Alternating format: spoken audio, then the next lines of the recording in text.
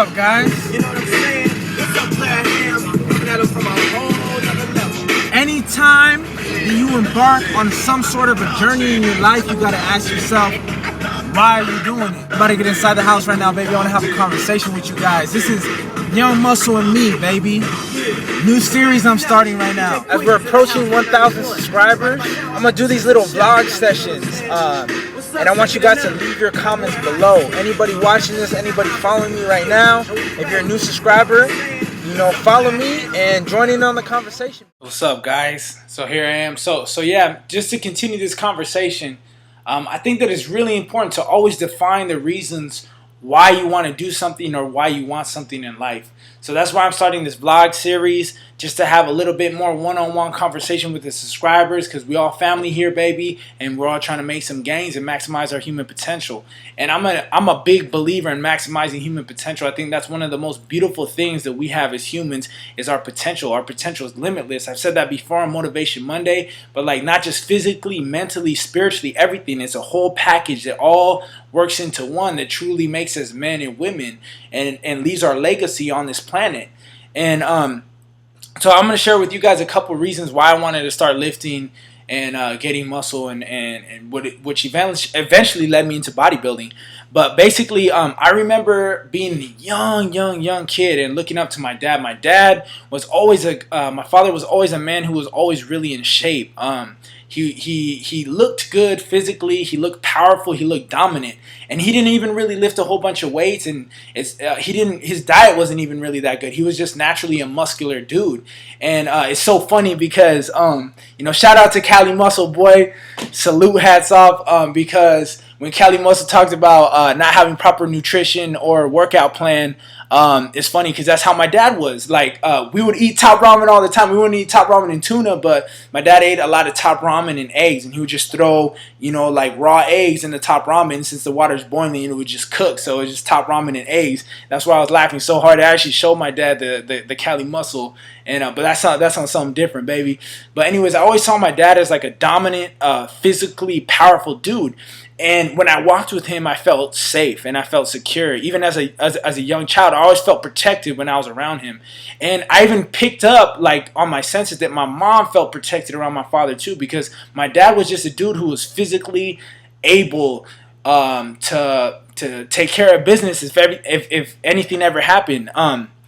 So I remember feeling that was really important, and at a young age, and I remember feeling that I wanted to be able to be physically capable to handle any type of situation that came my way. So I wanted to be physically strong and physically dominant because of that. And eventually, when I did, you know, find my wife or whatever, you know, girlfriend, I'm a little kid at this time, guys. I wanted to make sure that she felt safe with me too. I wanted to feel like I was physically capable.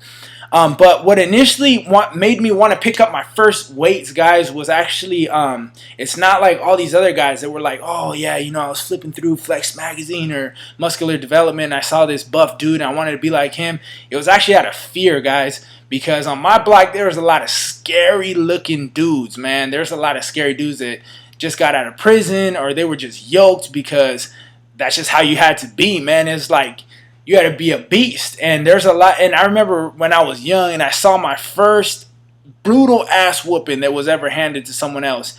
And I remember that scared me because I'd never seen another male physically be able to dominate and humiliate another male, especially in front of a lot of people. And that made me scared because I was like, you know what? I never want that to happen to me. I never want to feel like some other man can physically control me in such a way. And I remember I started picking up, you know, little dumbbells that we had laying around the house. We had this little like ghetto bench press in our backyard, and I would just pump the bench press with my dad or pump the bench press with, you know, other homies from my neighborhood. What eventually turned it into a lifelong pursuit for me, which I feel like definitely now it's a lifelong pursuit. Without making this video too long, some of you guys have read my bio or whatever. I would say two reasons. Number one is control. I was a dude that grew up that didn't really have a whole lot of things that were under my control. I couldn't control how much money my parents made. I couldn't control the circumstances in which we were living. I couldn't control, you know, the fact that we lived in this neighborhood. I couldn't control a lot of things. And it kind of made me feel anxious and angry as a young man that I feel like I couldn't control these situations that I would like to change, but I couldn't control them. And I feel like bodybuilding really gave me a feeling of control, because I realized the only thing that you can truly control in life is yourself. And it gave me such a rush, because it made me realize that I had the power in my own hands to control what this body would look like physically, my physical vessel. I had control over that, and that was so empowering for me. And then the other thing was respect. It made me respect myself and respect my time, because I know probably a lot of people will talk smack about it, but I still do the 6 meals a day. I believe in the 6 meals a day. I like being on a controlled regimen and schedule every single day. And it makes me respect my time, and it makes me respect myself, because bodybuilding was something that really just found me at a time where I was lost. I would say I was lost up here. Physically, I wasn't looking so good, and bodybuilding just gave me that control and taught me to respect myself, because I could no longer, drinking and partying with my friends and doing all that, smoking weed. It was something that I had to make a choice. I couldn't be a bodybuilder Monday through Friday afternoon, and then Friday afternoon through Sunday afternoon I was going to be an ordinary dude and party. I couldn't do that. You can't do that. Bodybuilding is all or nothing.